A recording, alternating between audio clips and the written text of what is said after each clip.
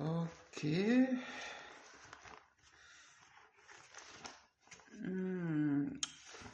Jérémie. Jérémie chapitre...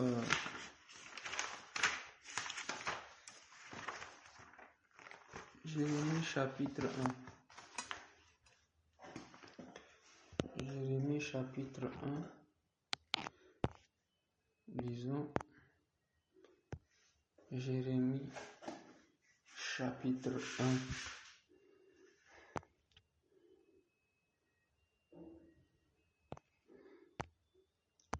Jérémie chapitre 1 à partir du verset 4. La parole de l'Éternel me fut adressée en ces mots. Avant que je t'eusse formé dans le ventre de ta mère, je te connaissais. Et avant que tu fusses sorti de son sein, je t'avais consacré, je t'avais établi prophète des nations. Amen. Avant que je t'eusse formé dans le ventre de ta mère, je te connaissais. C'est-à-dire qu'avant même que tu n'aies été fécondé, avant même que tu ne sois devenu une sémence dans le sein de ta mère, lorsque tu étais encore dans l'éternité, le Seigneur dit qu'il te connaissait. Il t'a établi, non pas comme prophète des nations, mais établi pour une chose, selon que la parole de Dieu déclare dans Éphésiens chapitre 2, le verset 10, il dit « Car nous sommes son ouvrage, recréé en Jésus-Christ pour des bonnes œuvres que Dieu a préparées d'avance afin que nous les pratiquions. » Amen. Dieu, de la même manière qu'il a appelé, établi Jérémie prophète des nations avant même de l'avoir appelé. Il a été mis à part comme prophète des nations. Chacun d'entre nous aussi a été mis à part pour un but, pour un appel personnel. Tous, autant que nous sommes, tous les enfants de Dieu ont un appel. Tous les enfants de Dieu, tous les enfants de Dieu ont un appel. Tout le monde n'est pas appelé aux 5 ministères que nous connaissons. Le ministère d'apôtre, de prophète, de docteur, d'évangéliste, de pasteur. Tout le monde n'est pas appelé à un de ces 5 ministères. Et généralement, lorsqu'on parle d'appel, directement, les gens vont à ces 5-là, c'est à ces 5 ministères-là que nous pensons. Mais en réalité, Dieu a des appels pour chacun d'entre nous. Et encore, le fait d'être appelé pasteur, le fait d'être appelé prophète, apôtre, ne signifie pas que la personne ne puisse pas faire un autre travail que ça. Parce que même dans les 5 ministères, Dieu n'appelle pas tout le monde à un ministère à plein temps. C'est-à-dire qu'il n'exerce que ce ministère-là. Non. Il y en a que Dieu a appelé à temps partiel.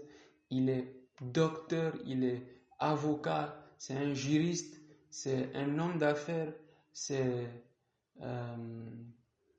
une avocate, c'est une journaliste, mais en même temps, ça n'empêche pas que la personne soit pasteur ou évangéliste. Amen. Donc nous avons des hommes comme ça dans la Bible. Paul était un faiseur de tentes, au-delà d'être un apôtre. Luc était un docteur. Luc était aussi un docteur malgré qu'il était aussi ministre de Dieu. Donc il exerçait les deux. Ainsi, Dieu nous a aussi appelés à un appel spécifique, particulier à chacun d'entre nous. Et même lorsque nous limitons aux 5 ministères que nous connaissons, le fait simplement de dire Dieu m'a appelé au ministère et Dieu m'a appelé comme pasteur ou Dieu m'a appelé comme prophète, Dieu m'a appelé comme évangéliste, en réalité tu n'as encore rien dit. Tu n'as encore rien dit. Juste de dire, oh, je suis un prophète. Ok, c'est tout. Non. Lorsque nous lisons la Bible, nous verrons que plusieurs personnes ont le même Ok, il y a plusieurs prophètes dans la Bible, par exemple, mais avec des missions différentes. Ils sont des porte-parole de Dieu, mais le ministère, la fonction, le lieu, la région étaient complètement différentes. Vous ne verrez nulle part deux prophètes qui sont identiques dans la Bible.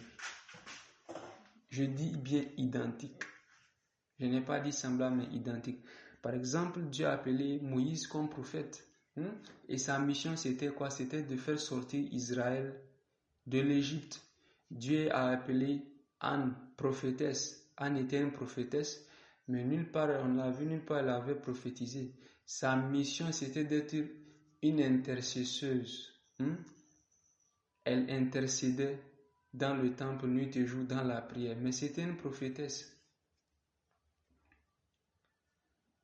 Jean-Baptiste était un prophète. Sa mission, c'était préparer la voie du Seigneur.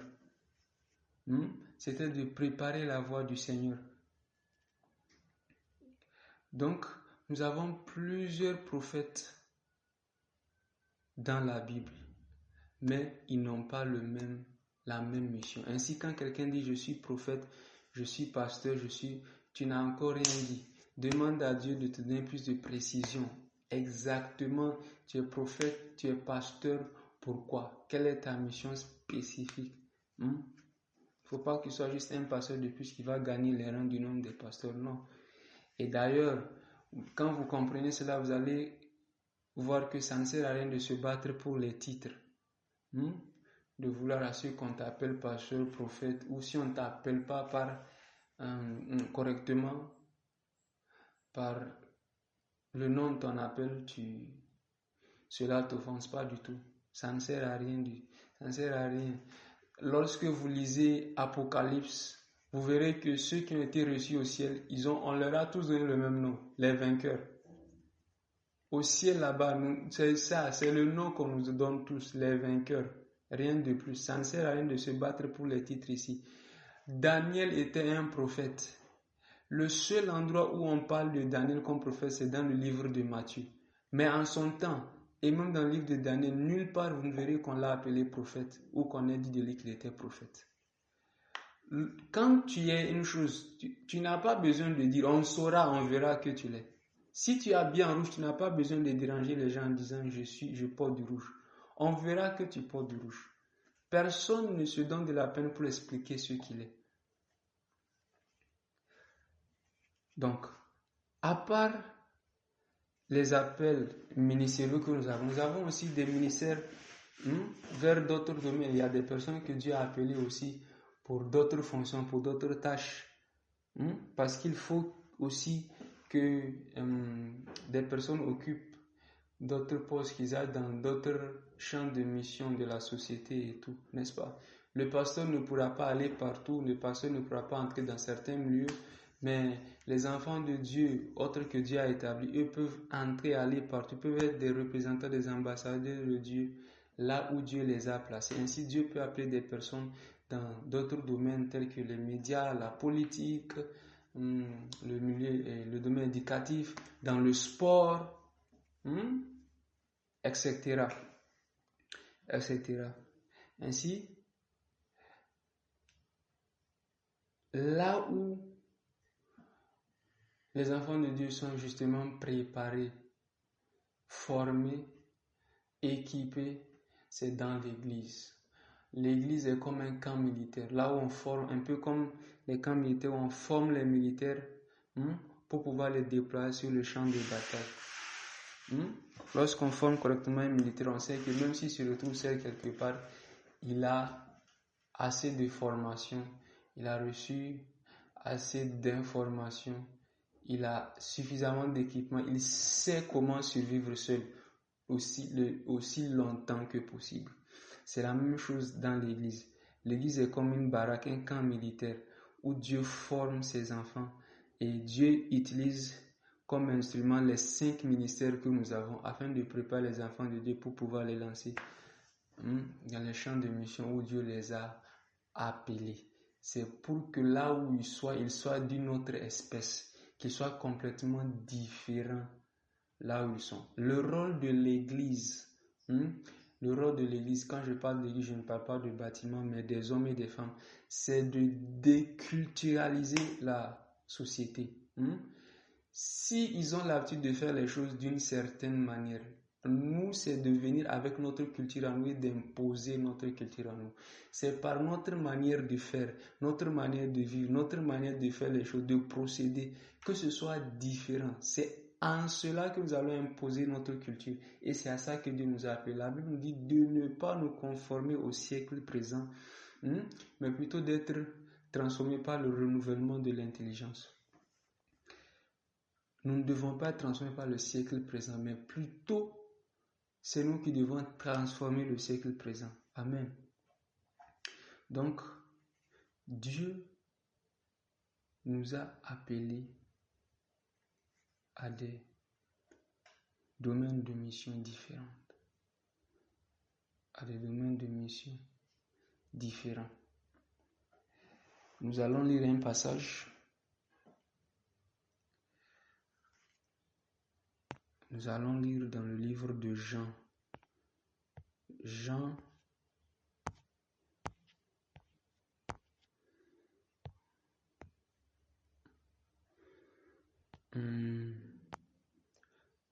chapitre 1. Jean chapitre 1 à partir du verset 19. Voici le témoin de Jean. Lorsque les Juifs envoyèrent de Jérusalem des sacrificateurs et des Lévites pour le demander, « Toi, qui es-tu » Il déclara et ne le nia point.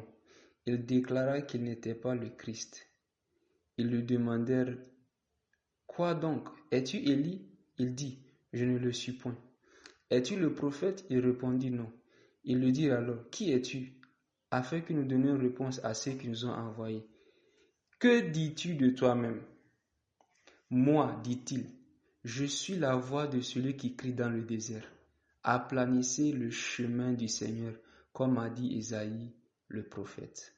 Amen. Bien-aimés, la Bible dit que la création tout entière attend avec un ardent désir la manifestation des fils de Dieu. Même si toi, tu ne te demandes pas à quoi Dieu m'a appelé, qui est-ce que tu es, le monde va te demander cela. Le monde va te le demander. Dieu ne nous a pas créés pour rien. Nous ne sommes pas entrés sur la terre juste pour vivre et partir. Non. La vie ne se résume pas seulement à naître, faire des études, avoir un job, se marier, avoir des enfants, mourir et puis c'est fini. Non. Non. Ainsi, les sacrificateurs, les Juifs ont envoyé des sacrificateurs et des Lévites pour aller demander à Jean-Baptiste qui est-ce qu'il était. Parce qu'ils ont vu ce que Jean-Baptiste faisait. Ils ont vu Jean-Baptiste qui réunissait des foules, les gens allaient vers lui, il prêchait le royaume de Dieu et tout. On se demande, les gens, il prêchait la repentance plutôt. Et les personnes se demandaient, mais finalement, tu es qui pour faire ça? Tu es qui? Pourquoi tu fais ça? Vous voyez, ça rejoint ce que j'ai dit. Jean-Baptiste n'a jamais dit qu'il était prophète. Non. Voici ce qu'il a dit plutôt. Il a dit, je suis la voix de celui qui crie dans le désert.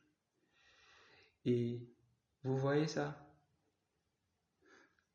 Je suis la voix de celui qui est dans le désert. C'est un verset qu'il est en train de citer. Même à l'époque où il était en train de dire ça, il était simplement en train de réciter un verset qui se trouvait dans la Bible. Voici pourquoi, vous savez, quand vous écoutez les messages sur connaître son appel, à quoi Dieu m'a appelé, des choses comme ça, il y en a qui disent que c'est ici, tout est dans la Bible. Lis la Bible. C'est en partie vrai. En partie vrai, pourquoi? Parce que ton nom n'est pas écrit spécifiquement. Si tu ouvres la Bible, tu ne verras pas là où il est écrit. Par exemple, André, voici ton appel, je t'ai appelé à ça. Tu ne verras pas ça écrit comme ça. Comment est-ce que tu sauras? Hmm? Mais d'un autre côté, c'est vrai dans le sens où le Seigneur peut justement utiliser un verset pour donner expression à ce à quoi il t'a appelé. Le verset définit ton identité dans l'esprit. Dieu peut prendre un verset pour dire ça. Et dans mon message sur comment Dieu nous parle, la première partie, j'avais expliqué ça, comment est-ce que Dieu nous parle au travers de sa parole, comment Dieu utilise des versets pour nous parler. Donc, je ne vais pas revenir là-dessus. C'est comme ça que même lorsque vous écoutez les témoignages, beaucoup d'hommes de Dieu que Dieu a appelés, c'est au travers des versets. Il y a des personnes que Dieu a appelées avec des versets. C'est des versets qu'ils ont reçus. Il y a des personnes, même le ministère, le nom du ministère même est venu par un verset.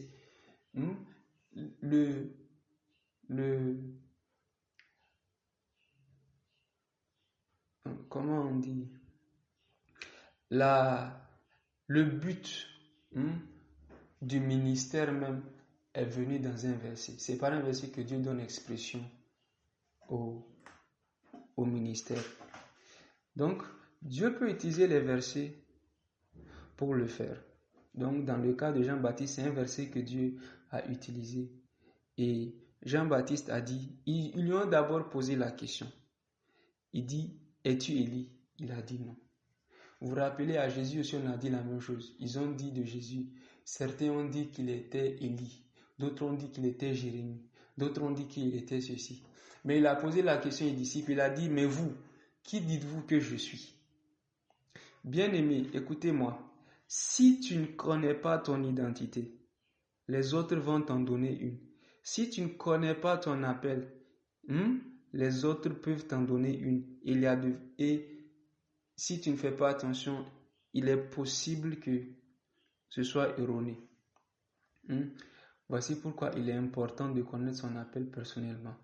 Ok, maintenant, de manière pratique, comment est-ce que je peux connaître les choses auxquelles Dieu m'a appelé? Comment est-ce que je peux connaître les choses auxquelles Dieu m'a appelé? Ok. Avant d'aller plus loin, j'aimerais juste dire deux choses.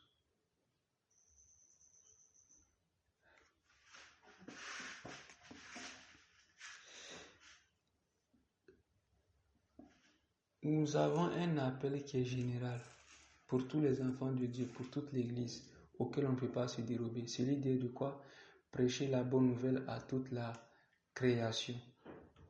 Ça, c'est le premier appel de tous les enfants de Dieu. Ça, tu ne peux pas te dérober. Partager la bonne nouvelle, prêcher la bonne nouvelle à toute la création. Ça, c'est notre appel premier. Maintenant, à part cela,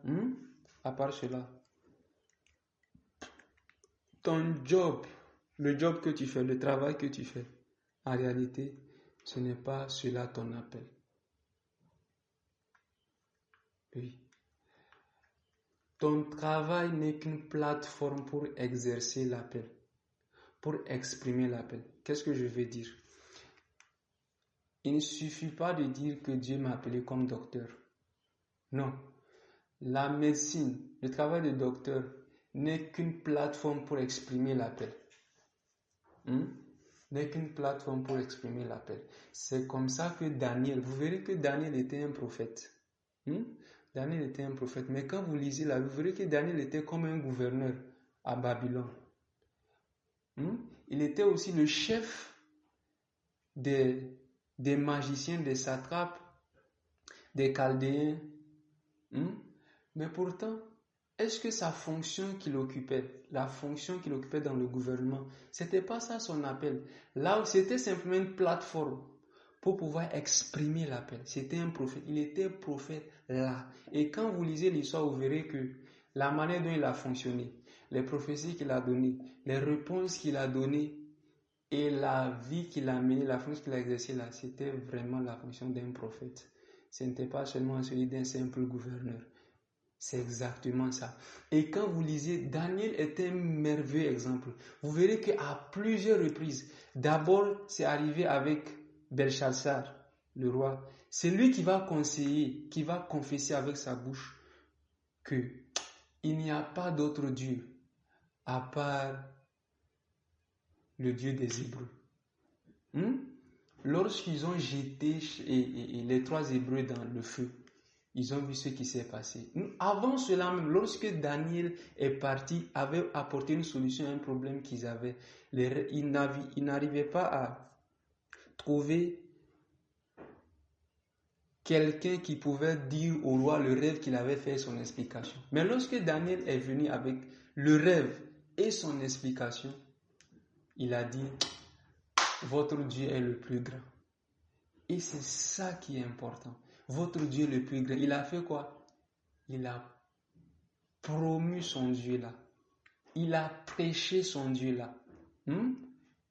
Il a prêché son Dieu là. Comment?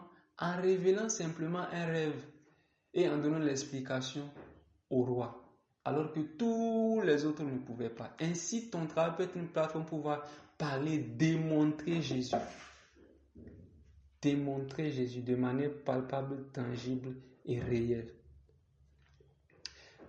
Avec Belshazzar aussi, toujours le même roi, lorsqu'ils ont jeté les 3 Hébreux dans le feu, ils ont vu que rien ne leur était arrivé. Lorsqu'on les a sortis, il a dit quoi? Il a dit que personne ne parle en mal du roi, du Dieu de Shadrach, Meshach, Abednego. Il n'y a pas un autre Dieu comme lui. Vous voyez ça? Il a dit, il n'y a pas un autre Dieu comme lui. C'est un roi qui confesse cela. C'est justement cela, c'est de nous amener en nous plaçant dans différents domaines de la société, dans différents champs de mission, de montrer que notre Dieu est le plus grand, le vrai, le chemin, la vérité et la vie. Le roi Darius aussi a fait la même chose. Lorsqu'il a jeté Daniel dans la fosse au lion et qu'il est venu trouver que Daniel était vivant, lui aussi a confessé la même chose. Il a dit, Daniel, ton Dieu est grand. Ton Dieu est grand. Alléluia. Ainsi, ton travail n'est qu'une plateforme pour pouvoir témoigner du Seigneur. C'est l'objectif principal. Témoigner du Seigneur. Maintenant, dans la façon dont nous témoignons du Seigneur, Dieu peut utiliser différents moyens, différents domaines, etc. Donc, ils lui ont dit, mais finalement, qui dis-tu que tu es? Comment connaître son appel? Premièrement, si vous voulez connaître votre appel, vous devrez prêter attention. Quand je dis connaître son appel, en même temps, au même moment je parle de connaître son appel, je parle aussi de connaître le champ de mission, le domaine dans lequel Dieu t'appelle, les deux. Je parle des deux en même temps. Donc quand je dis connaître son appel, il faut aussi tenir compte du champ de mission en même temps. Donc, c'est en fonction des désirs que tu as. La première manière, tu peux connaître en prêtant attention aux désirs. Aux désirs que tu as dans ton cœur. Nous allons lire un verset et je vais expliquer.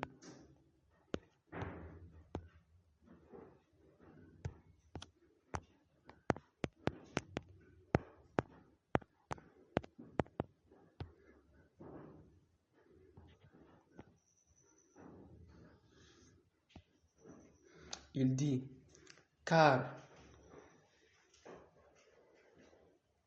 Philippiens chapitre 2, le verset 13, car c'est Dieu qui produit en vous le vouloir et le faire selon ton bon plaisir.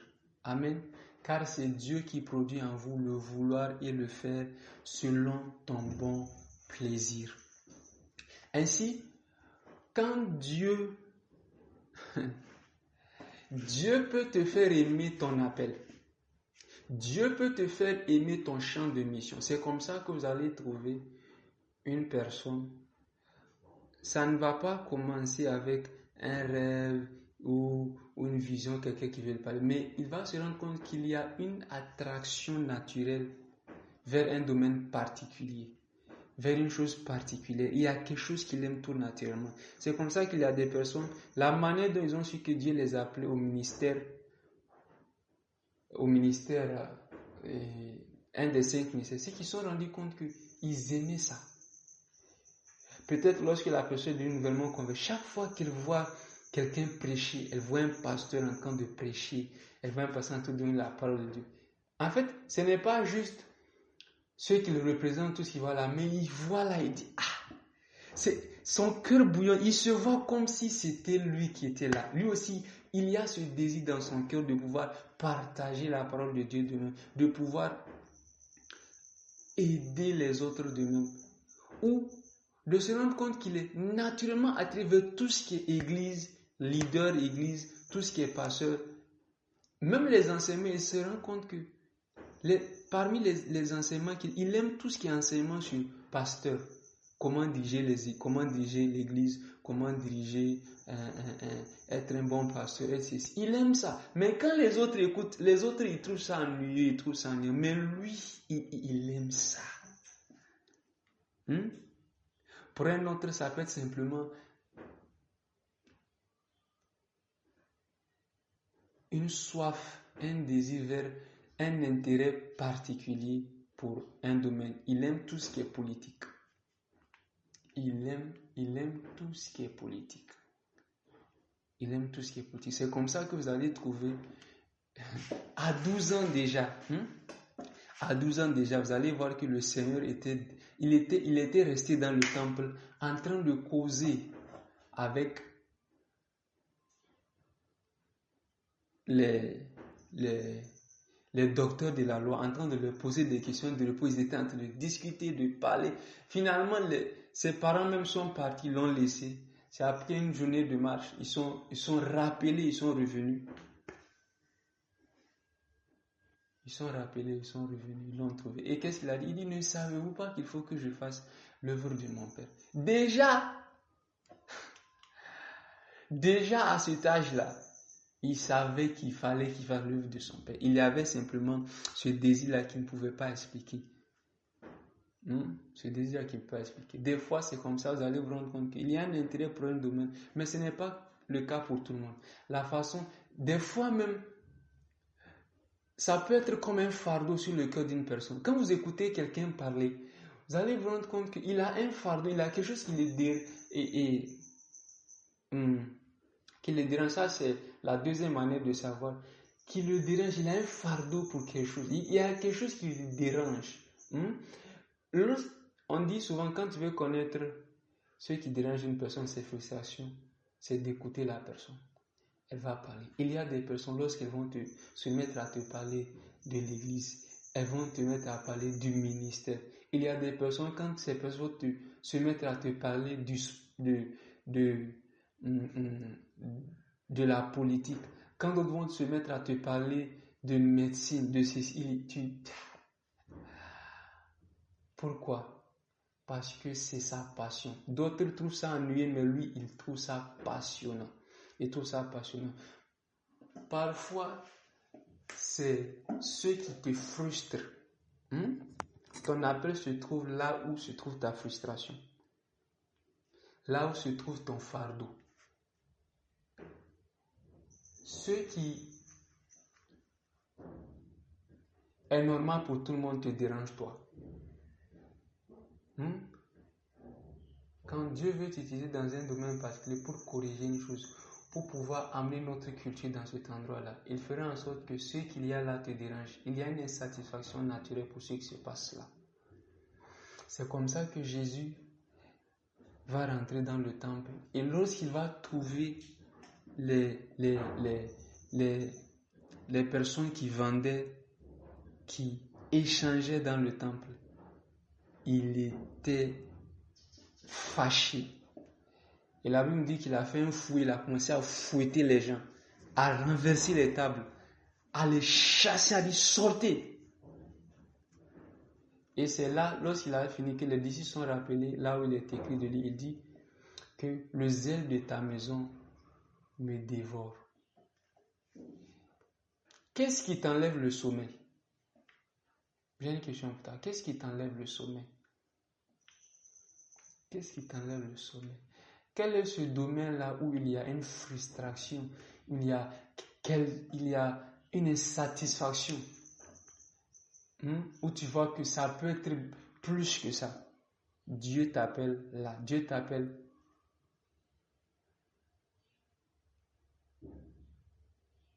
à opérer un changement là. Une autre manière pour savoir, c'est en prêtant attention aux grâces que Dieu a mises sur ta vie. Parce que quand Dieu nous appelle dans un domaine particulier, Dieu nous équipe pour la chose.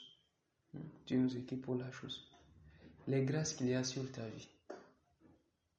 Les grâces qu'il y a sur ta vie. Quelle est cette chose que tu fais naturellement que les autres trouvent difficile à faire? C'est quoi cette chose qui est naturelle pour toi?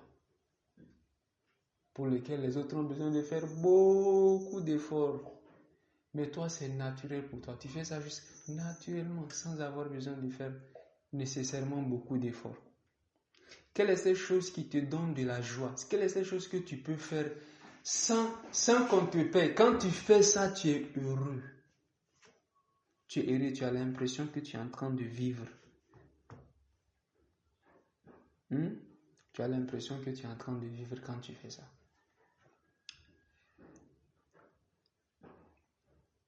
Une autre manière de savoir, c'est ce que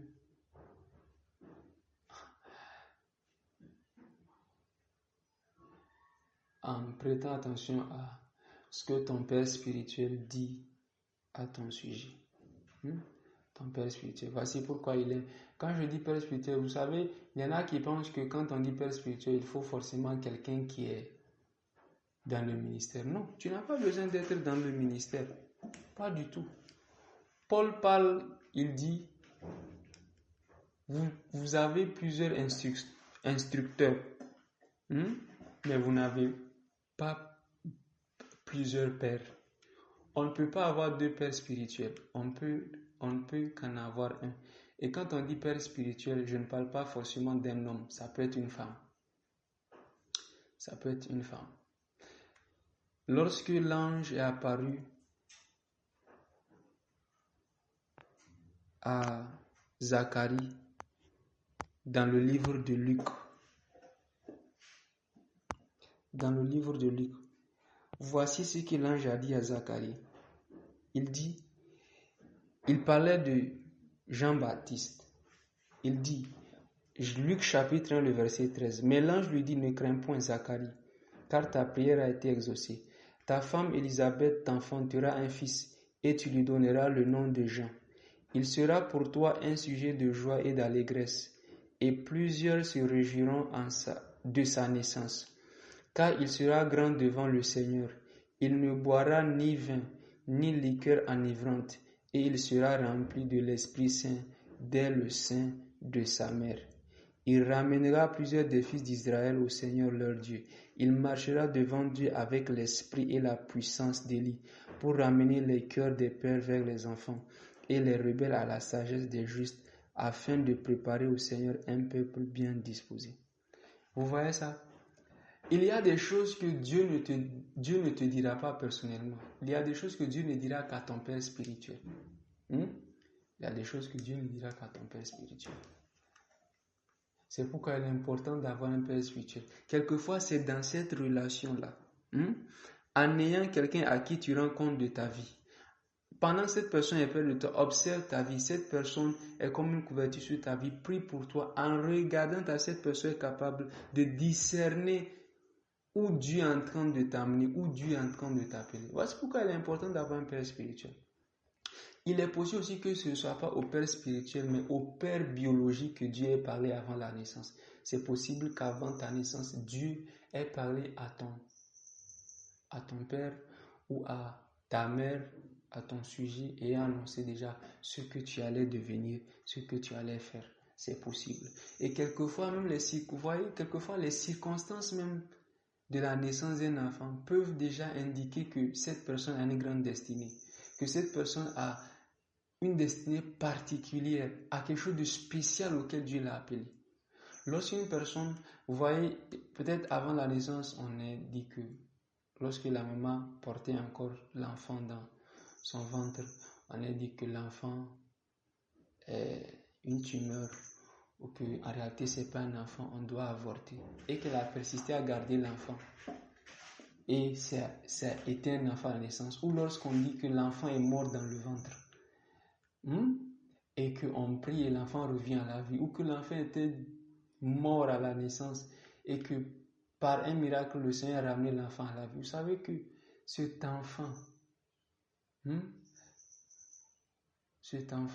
c'est comme ça que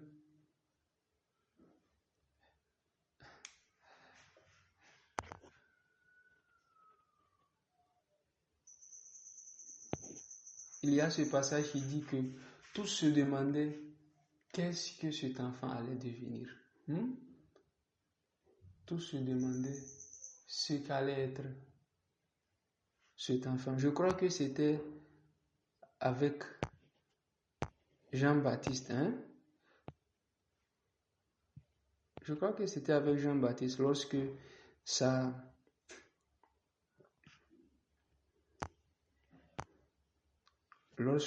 Jean-Baptiste, le papa Zacharie avait finalement, ce que l'ange avait déclaré, s'était accompli. Et il a ouvert la bouche.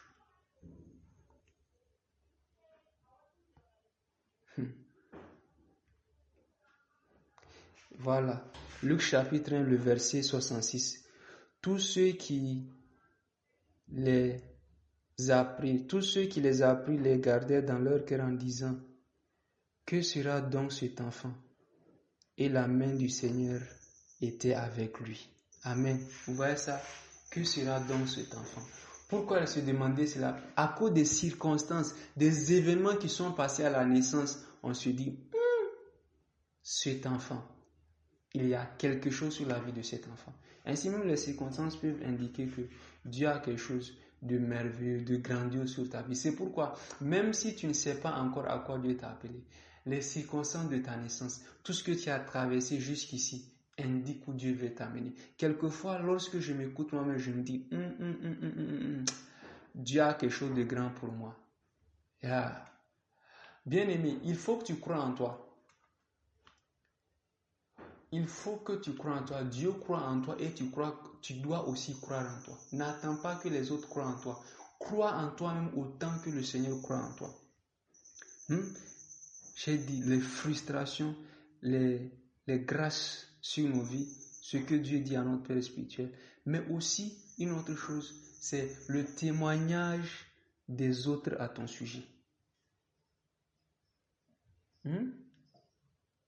Le témoignage des autres à ton sujet. La Bible dit, Joseph reconnaît, parlant de Joseph, on dit que son maître reconnut que l'Éternel était avec lui.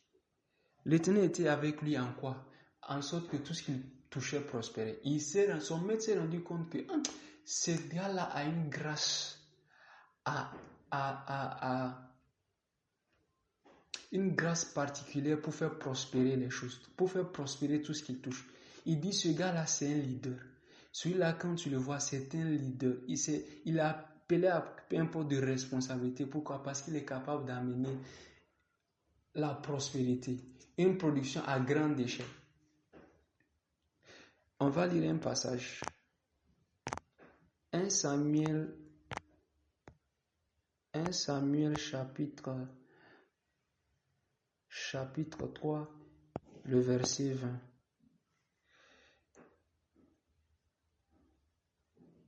Ok. Lisons à partir du verset 19. Samuel grandissait. 1 Samuel 3, verset 19. Samuel grandissait, l'Éternel était avec lui. Et il ne laissa tomber à terre aucune de ses paroles.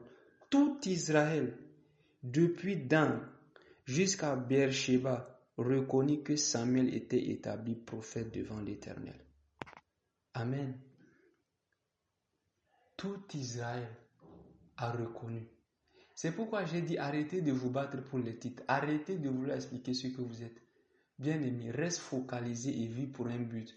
Vis seulement, reste focalisé et tout. Arrête de vouloir expliquer, de vouloir impressionner, de vouloir... Nous vivons pour Dieu, pas pour les hommes. Nous vivons pour Dieu, pas pour les hommes. L'agenda que Dieu a pour nous est différent. Nous n'avons pas le même appel. Nous ne courons pas dans le même couloir. C'est pourquoi ceux qui se comparent entre eux, ce ne sont pas des sages. Ne compare pas ta vie à celle de quelqu'un. Même si tu es pasteur, ne compare pas ta vie à celle d'un autre pasteur. Vous n'avez pas le même appel. Vous n'êtes pas appelé aux mêmes choses. Vous n'êtes pas appelé au même endroit. Vous n'êtes pas appelé vers les mêmes personnes, pour les mêmes personnes. Arrêtez de vous comparer. Tout Israël reconnaît que Dieu l'avait établi comme prophète. On ne pouvait plus le cacher. Ainsi, des personnes matures qui connaissent Dieu, des personnes matures autour de toi, que disent-ils à ton sujet? Lorsque les personnes chaque fois redisent la même chose qui revient, une personne dit telle chose à ton sujet, une autre va dire la même chose à ton sujet. Pendant plusieurs années, la même chose revient. Il est possible, soit une indication que ce soit cela. Parce que l'Esprit de Dieu peut être en train de témoigner au travers de ces personnes que telle personne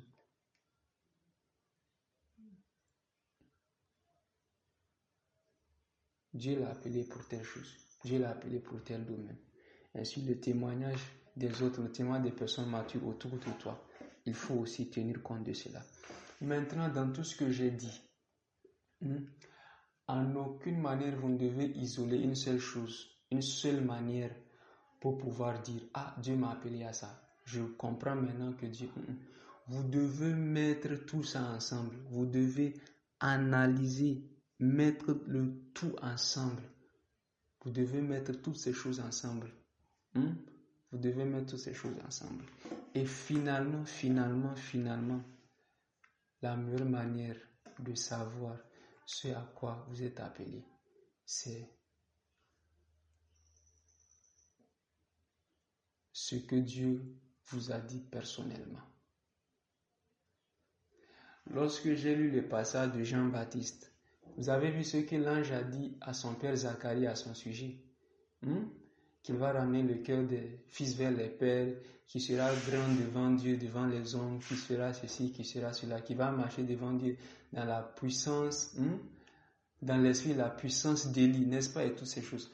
Mais lorsqu'on est venu lui poser la question, on lui a dit, mais toi, qui dis-tu que tu es? Qu'a-t-il dit? Je suis la voix de celui qui crie dans le désert. Là, ce n'est plus ce que son père lui a dit, mais ce que lui-même a entendu de la part du Seigneur. Ça veut dire qu'il a écouté Dieu pour lui-même. Il a écouté Dieu pour lui-même. Dieu lui a parlé personnellement pour lui dire, voici à quoi je t'appelle. Voici à quoi je t'appelle. Ce que Dieu vous a dit personnellement. Qu'est-ce que Dieu t'a dit personnellement? Qu'est-ce que Dieu t'a dit personnellement? À part les prophéties qu'on a données sur toi, à part ces choses, personnellement, qu'est-ce que Dieu t'a dit? Quel est le témoignage de l'Esprit à ton sujet? Qu'est-ce que Dieu t'a dit personnellement? Et toujours pour savoir, il est important aussi, j'ai dit, savoir comment Dieu nous parle. Si tu ne sais pas, c'est très simple. Commence à demander à Dieu. Commence à demander à Dieu. Et encore, je répète, si tu veux savoir comment Dieu nous parle, j'ai déjà parlé là-dessus. 1, 2, 3. Il faut aller écouter les 3 messages. Prête attention aux choses que tu reçois quand tu pries en langue.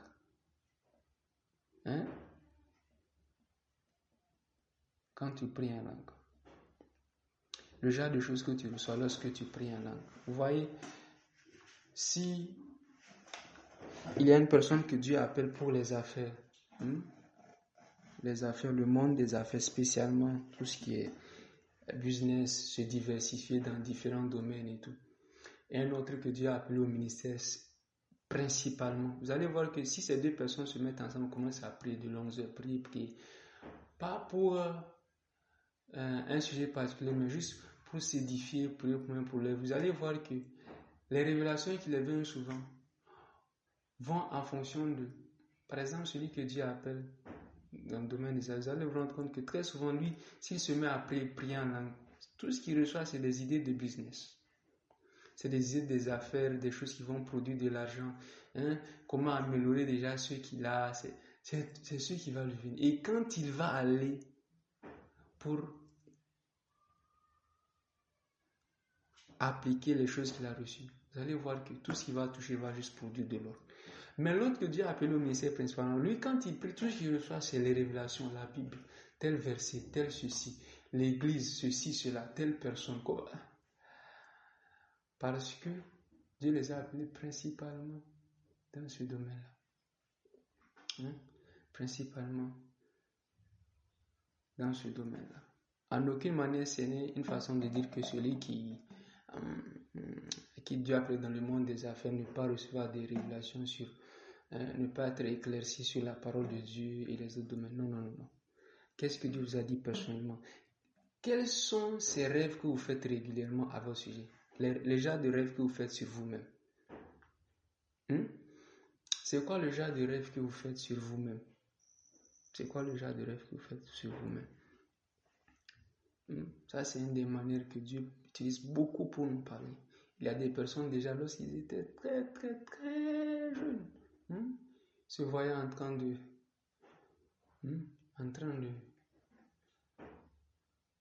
faire quoi?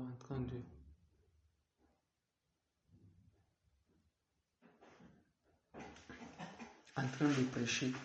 D'autres se sont vus en rêve quand ils étaient encore petits, en train de chanter. Sinach, la chanteuse, je crois une fois, c'est en suivant la radio. En suivant la radio, ce n'était même pas un rêve. C'est simplement lorsqu'elle suivait la radio, elle cesse. J'ai oublié le témoin dans son. On peut ce qu'elle avait dit exactement, mais je crois qu'elle avait dit quelque chose comme qu'elle s'était imaginé qu'elle aussi, elle serait un jour en train de chanter comme ça. Il y aurait des foules qui seraient en train de l'écouter, qui seraient en train de louer Dieu comme ça. C'était quelque chose comme ça. Il y avait un truc qui avait dans son cœur, qu'elle aimait chanter, tout ce qui est chant. C'est quoi le genre de rêve que vous faites? Il y a d'autres déjà depuis très longtemps se rêvaient déjà que la personne rêvait qu'elle était docteur. Tout ce qui est docteur, la personne se trouvait dedans. C'est quoi le genre de rêve que vous faites à votre sujet? Qu'est-ce que Dieu t'a montré à ton sujet? Quand Dieu t'a montré un aperçu de l'avenir, tu étais où, tu faisais quoi? Qu'est-ce que Dieu t'a dit personnellement? Qu'est-ce que Dieu t'a dit personnellement? Tous autant que nous sommes, Dieu nous a appelés à quelque chose. Bien-aimé, ce serait malheureux de vivre la vie sur la terre et de passer sans laisser de traces. La Bible nous parle de Melchisédek. Melchisédek a vécu 967 ans, ou c'est 969 ans. Malheureusement, non, pas Melchisédek, les mecs plutôt. Je vais lire. Lisons. Les mecs.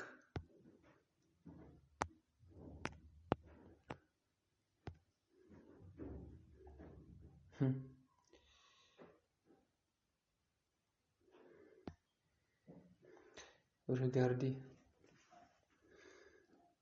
Enoch engendra Irad. Irad engendra Mehujael. Mehujael engendra Methusaël. Et Methusaël engendra Lémec.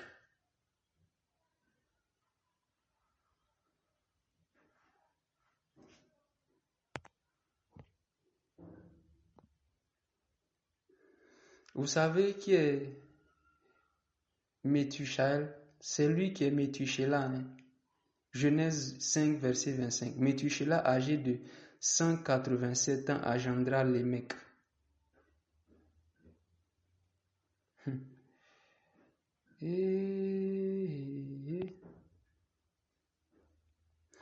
Tous les jours de Methuselah furent de 969 ans. 969 ans, puis il mourut. Maintenant, vous allez me dire pourquoi je suis en train de lire ça. Métushéla est celui qui a donné naissance à Lémec. Vous savez qui est Lémec? Le premier polygame de la Bible. Le premier à avoir pris 2 femmes. Après avoir vécu 969, la seule chose qu'on nous dit au sujet de Métushéla, c'est qu'il a produit Lémec. C'est qu'il a engendré Lémec. Et le Lémec qu'il a engendré, c'était un polygame. Puisses-tu ne pas vivre inutilement. Puissions-nous laisser des traces de notre passage sur la terre. Puissions-nous servir Dieu dans les domaines dans lesquels il nous appelle pour la gloire de son nom. D'être des véritables représentants, des ambassadeurs du Seigneur dans les différents domaines dans lesquels Dieu nous appelle. Au nom de Jésus. Amen.